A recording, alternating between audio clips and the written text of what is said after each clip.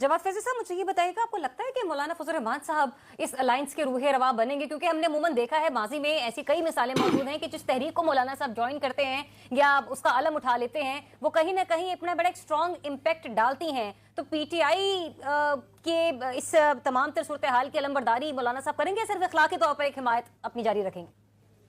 देखिए, अभी रजी साहब फरमा रहे थे कि पीटीआई के कारकुन ज्यादा आएंगे, लेकिन अगर मौलाना सरबराही ले लेंगे, इंतजाम व इंसराम जेयूआई के उन रजाकारों के हाथ में आ जाएगा जिनके हाथ में रूटीन में भी डंडे रहते हैं, और ऐसा कोई जलसा हो जाए कि अगर जनरेटर का डीजल खत्म हो जाए तो अब शोर मच जाए, और अगर वहां पे उलमा ऐसे आए हो मदारस से फारिग तहसील जिन्होंने ये सुना हो कि मौलाना ये कहते थे कि इसराइल का ये एजेंट है, तो उसमें फिर अभी वक्त लगेगा उनको करीब बैठते हुए और मामलात इकट्ठे करते हुए। इतनी जल्दी नहीं होएगी। असल में इस वक्त जो सिचुएशन है कि अली अमीन गंडापुर, उसके हवाले से पिंकी पीरनी के मुवक्किल तो अलग, लेकिन मौलाना के और फैसल करीम कुंडी के मुवक्किल भी मुतहर्रिक है। नहीं, मेरी बात सुन लीजिए, आपका पॉइंट इस वक्त आपके वैलिड है। मैं सिर्फ ये जानना चाह रही हूँ कि जैसे गंडापुर साहब से कुछ तंजीमी मामलात जो हैं वो अभी तंजीमी जिम्मेदारियां वापस ली गई हैं, फिर आपको लगता है कि जो उनसे तंजीमी जिम्मेदारियां वापस ली गई हैं किसी न किसी हद तक पीटीआई और जेयूआई में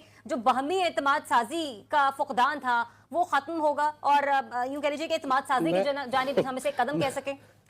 जरिया मैं इधर ही लाना चाह रहा था। मैंने एक अरसा पहले कहा था कि अली अमीन गंडापुर के हवाले से मौलाना फजलुर रहमान के मुवक्किल भी पीछे लग गए हुए हैं और फैसल करीम कुंडी के भी लग गए हुए हैं। उसकी वजह कि शहर एक ही है, डेरा इस्माइल खान, जहां से तीनों का ताल्लुक है और आमने सामने होते हैं। अभी आपने बात की ग्रैंड अलायंस की, मुझे यकीनन इस पे रजी साहब सही कह रहे थे कि सबको मिल बैठना चाहिए। देखिए, शायद खाकान अब्बासी साहब अब नून लीग के साथ तो इत्तेहादी जमात के तौर पे नहीं बैठ सकते ना, तो उधर उन्होंने जरूर बैठना है। मुझे याद आ गया अच्छी तरह, मैं तब भी हंसा था और मुझे अब भी हंसी आ रही है। एक वक्त वो भी आ गया था कि नवाबदा नसरुल्लाह खान और मोहतरमा बेनजीर भुट्टो शहीद और दीगर कदावर शख्सियात ने तारुल कादरी को भी सदर मान लिया था और वो सरबराह बन गए थे इत्तेहाद के। लिहाजा अभी आगे आगे देखिए होता है क्या, कैसे कैसे शगुफे होने हैं इस मुल्क में। लेकिन मैं फिर भी दुआ गोई हूं कि अल्लाह करे कि राह हिदायत पे रह के और वो बातें अब इनको चाहिए, ये जो अगर ग्रैंड अलायंस बन रहा है ना,